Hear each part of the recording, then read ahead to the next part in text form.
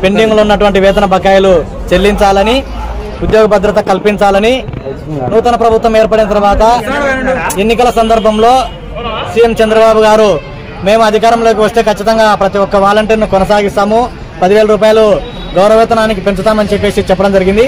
వాటిని వెంటనే అమలు చేయాలని చెప్పేసి ఈరోజు జిల్లా కలెక్టర్ గారికి సమస్యలతో కూడిన వినతిపత్రం ఇవ్వడం జరిగింది.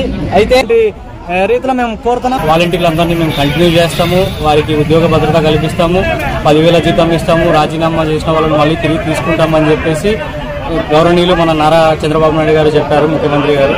ఈ రోజు ఈ విధంగా చూసుకుంటే ఆగస్టు 15 కూడా వెళ్ళిపోయింది, ఇంతవరకు ప్రభుత్వం ఏ నిర్ణయం తీసుకోలేదు.